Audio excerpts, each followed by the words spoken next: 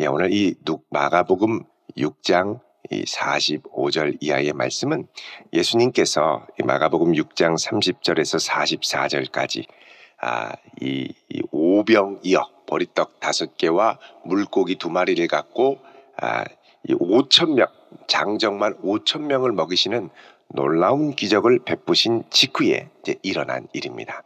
자, 이 일이 일어난 다음에 많은 사람들이 예수님을 우러러보고 요한복음에 따르면 예수님을 억지로 왕으로 삼으려고 붙잡아 매려고 하죠. 근데 그때 예수님께서는 어떻게 하시느냐? 45절에 즉시 제자들을 재촉하사, 그렇죠. 즉시 재촉하사. 예수님이 무리를 보내는 동안에 배 타고 앞서 건너편 벳세다로 가게 하셨다. 곧바로 이 사역 후에 다른 사역지로 가도록 하셨다는 겁니다. 자, 예수님께서 즉시 재촉하셨다.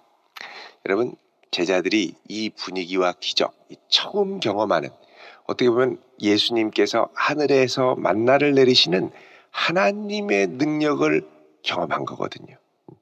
이런 부분까지, 그러니까 예수님께서는 아픈 것도 고쳐주시고 귀신도 내쫓아 주시고 그 다음에 먹을 것도 책임져 주시고, 자, 이런 분이면 완전히 믿고 따르고 왕으로 삼을 만하지 않겠습니까?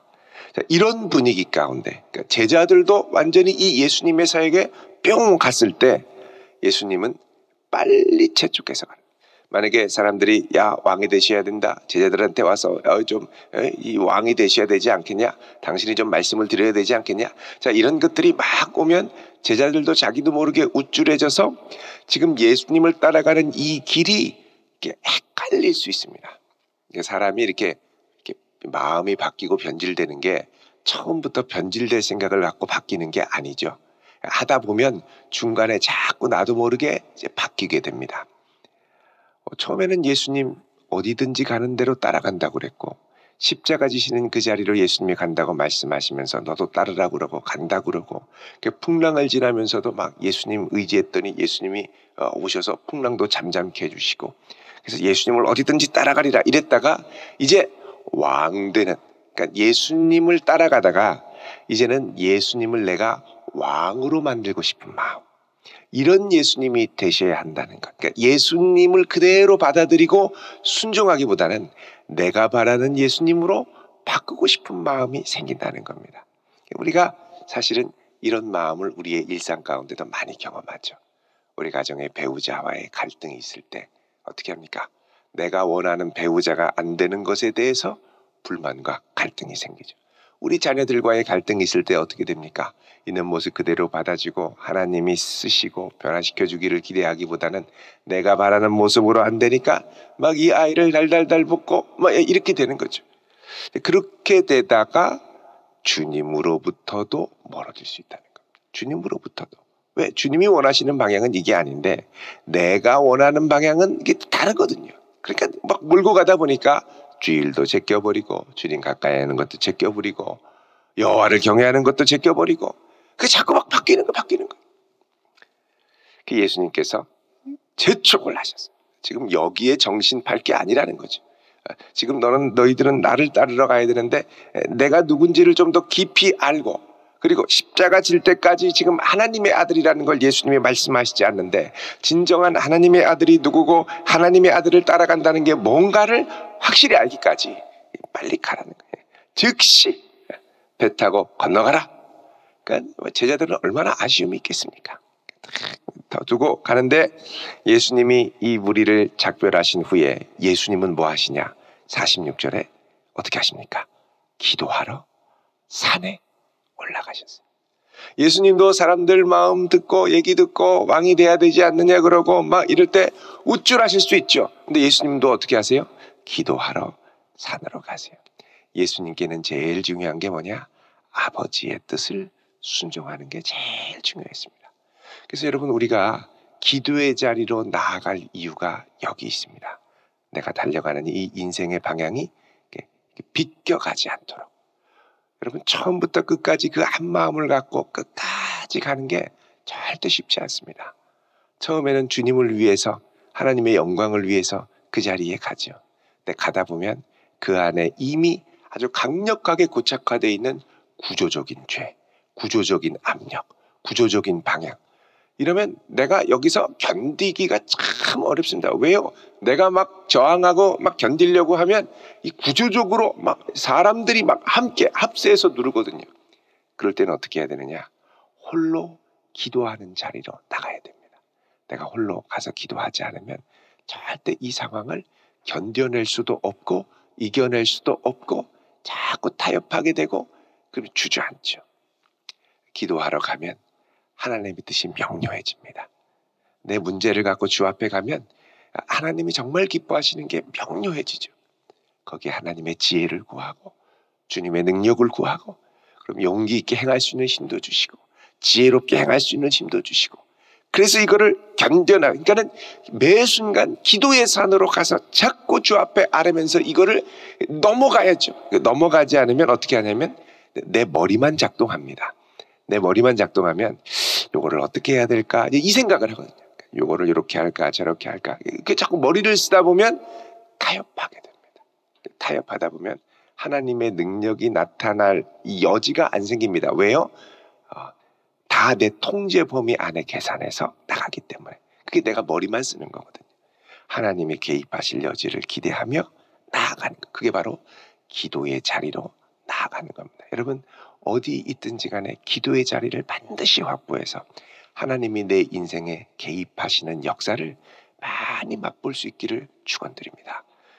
내 걸음은 하나님이 인도하셨다고 고백해야죠.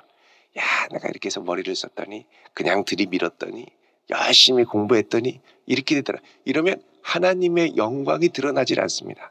우리의 모든 걸음은 하나님의 영광을 드러내기 위해 부름받았습니다. 하나님의 선한 일을 위하여 부름받았죠. 하나님이 함께 하시고 역사하시는 것들을 자꾸 보여줘야죠. 그래서 우리는 기도의 자리로, 기도의 산으로 나아가야 됩니다. 자, 47절에 보면 자, 그렇게 해서 날이 저물고 제자들은 예수님이 막 재촉해가지고 건너편으로 가는데 자, 예수님께서는 홀로 무태 계시다가 자, 무태 계시다는 건 예수님이 기도하고 계셨다는 겁니다. 기도하시는데 바람이 거스릅니다. 45절. 한밤중에 보통 한밤중에는 바람이 거스르지 않고 보통 고요한 경우가 많은데 이때는 풍랑이 갑자기 그러니까 여러분 한밤중에 떠나기 전에 풍랑이 찾아왔으면 아유 지금은 못 가겠네요 하고 이제 참지요. 가질 않지요.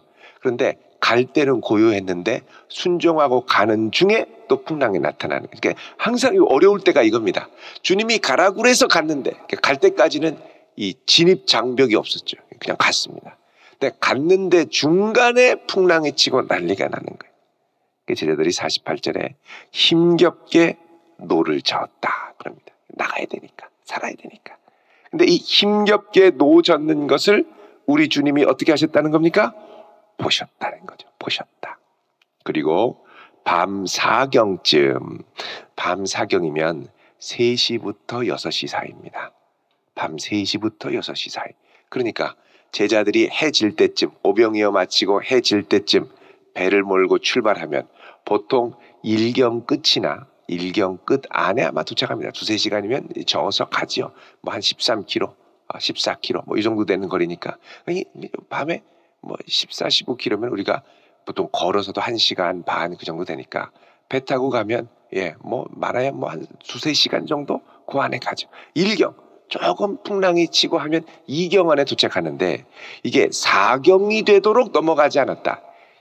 아주 힘든 겁니다. 힘겹게 노지를 때 예수님이 어떻게 하십니까? 그 밤 4경에 바다 위로 걸어서 그에게 오셨습니다. 자, 하나님이 우리에게 오시는데 그 어떤 장벽도 가로막을 수 없습니다. 주님이 제자들에게 오시는데 또 다른 배를 타고 오시는 게 아니에요. 친히 걸어오세요. 하나님이 우리를 구원하기 위해 오실 때는 그 어떤 상황, 그 어떤 장벽도 상관없이 우리에게 저벅저벅 걸어오시는 거예요. 주님이 오시는 거예요. 자, 오셔서 여기 보면 48절에 지나가려고 하심에 그러죠.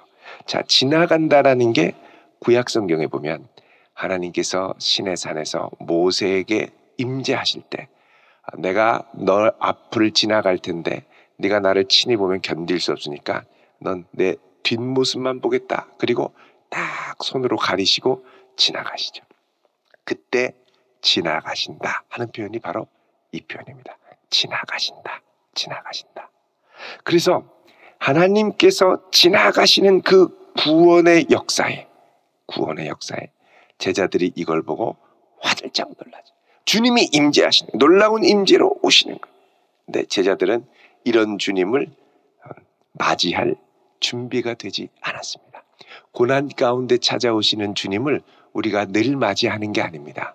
많은 경우 거기에 매몰돼 있다 보니까 그 고난 가운데 오시는 주님을 맞이할 준비가 안 되죠. 주님 도와주시려고 오시는데 제자들의 반응은 뭡니까? 유령이다. 그렇죠. 유령이다. 예수님 유령이라는 거예요. 그러니까 얼마나 놀랐겠습니까? 소리까지 버럭 지르면서 유령이다 이런 거죠. 귀신이라는 거예요. 50절에 예수님이 이들을 보고 뭐라 그럽니까? 안심하라 그러죠. 안심하라. 그러면서 내니 두려워하지 말라. 내니 이게 에고 에이미 I am입니다. I am. 이 I am이라는 말은 출애굽기에서 하나님께서 자신을 계시하는 나는 스스로 있는 자니라. 이 표현하고 똑같은 표현입니다. 바다를 걸어오시는 그 주님, 제자들에게 친히 찾아오신 그분이 하나님이라는 거죠. I am. 그러니까 예수님께서 하나님의 신성을 이들에게 고난 한가운데 보여주시면서 뭐라 그러냐? 두려워하지 말라 그러죠. 여러분 우리가 고난 가운데 사실은 고난에 압도돼서 매몰되기 쉬운데 이때 아주 전능하신 하나님의 놀라운 임재를 체험하면 하나님이 바로 여기 계시는구나. 이거를 알면 그 순간 두려움이 물러가는 경험을 하게 됩니다. 우리에게 압도하는 두려움이 있을 때 우리에게 더 필요한 건 뭐냐? 지금 나와 함께 하시는 그 하나님께로 나가는 것이죠. 나니 두려워하지 말아라. 그리고 예수님이 내 고난의 현장에 있는 그 배 가운데 배 위로 51절에 올라오시니 바람이 그친다. 그러죠. 그 주님을 만날 뿐만 아니라 그 주님을 내 인생의 배로 모셔야 됩니다. 주님이 오셔야 됩니다. 또 제자들이 함께 있는 교회로 오셔야 됩니다. 주님이 오셔야 돼요. 그때 바람이 그치게 됩니다. 주님이 계신 그곳에 그 놀랍게 흉흉하게 치던 바람도 그치죠. 자, 이 놀라운 역사 앞에 제자들은 51절에 마음에 심히 놀라니. 이런 일이 있을 수 있나? 근데 52절에 그 떡 되시던 일을 깨닫지 못하고 도리어 마음이 둔하여졌음이로라. 이분이 출애굽기에 그 하나님 광야에서 만나를 내시고 홍해를 가르시고 우리와 함께 하시고 이스라엘 백성 가운데 임재하셨던 그 하나님이라는 걸 몰랐다는 거죠. 이 주님을 발견하는 게 중요합니다. 자, 53절에 이렇게 해서 마침내 목표했던 게네사렛 땅에 이르러 갔습니다. 자, 여러분 게네사렛 땅에 언제 도착했을까요? 새벽녘에 도착했습니다. 거의 해 뜰 때쯤 돼서. 그러니까 보통 사람으로 말하면 인생의 레이스가 많이 늦은 거죠. 늦게 간 거예요. 그런데 이들의 이 늦은 여정은 정말 가치 있는 여정이었습니다. 우리가 인생을 걸어갈 때 우리는 사실 경쟁 사회니까 남들보다 좀 빨리 가야 됩니다. 빨리 승진해야 되고 좀 더 연봉도 많이 받아야 되고 또 한 걸음 더 앞서가야 되고 다른 사람들이 이만큼 갈 때 빨리 가야 되고 막 선행학습도 아이들 빨리 해야 되고 빨리 가야 돼. 근데 제자들은 예수님 따라 갔는데 늦게 갔습니다. 많이 늦었습니다. 많이 늦었어요. 그런데 큰 상관없습니다. 여기서 예수님을 경험하고 그 주님이 내 인생의 배에 함께 타시면 늦는 건 큰 상관이 없습니다. 주님이 함께 하신다는 걸 확신하고 가는 게 중요하죠. 이제부터 이 제자들의 인생은 달라지게 됩니다. 왜요? 온 세상을 다스리시고 천지 만물을 주관하시는 그 주님이 나의 하나님, 나의 주님이기 때문입니다. 이 확신을 갖고 가면 좀 더디더라도 괜찮습니다. 왜? 그 다음부터 주님의 능력을 경험하며 맛보며 살아가는 인생이 되니까. 여러분, 우리가 조급하고 우리가 두려워하는 것들이 많은 경우에 뒤처질 때입니다. 늦을 때 남들보다 계속 비교하죠. 그게 중요한 게 아니라 좀 늦어도 주님과 함께 가는 것. 예수가 함께 계시니 풍랑이 와도 겁이 없다. 이러면서 나아갈 때 여러분, 우리의 걸음이 주님이 기뻐하시는 걸음이 될 줄로 믿습니다. 늦더라도 두려워하지 말고 내가 있는 그곳에 주님을 초대해서 함께 갈 수 있는 그런 복된 성도 되시길 주의 이름으로 축원드립니다. 기도하겠습니다. 거룩하신 아버지 하나님, 우리의 인생의 걸음을 붙들어 주시옵소서. 정말 열심히 살아왔습니다. 애쓰고 수고하는 그 노력함이 혹시 갈릴리 바다 위에 풍랑을 거슬러 애쓰며 나아가고자 하는 그 제자들의 모습이 아닌가 시간 저희들 돌아봅니다. 주여, 우리 인생의 풍랑에 찾아와 주시옵소서. 우리를 다스려 주시옵소서. 우리의 인생을 주님의 영광을 위하여 사용하여 주시옵소서. 그리하여 우리의 부족한 걸음이 비록 더디고 다른 이들에 비해 뒤처지고 늦다 하더라도 우리와 함께 하시는 전능하신 하나님을 모시고 오늘 이 한날도 기쁘고 감사함으로 주의 영광과 능력을 맛보며 나아가는 복된 걸음이 되게 하옵소서. 예수 그리스도의 이름으로 기도드리옵나이다.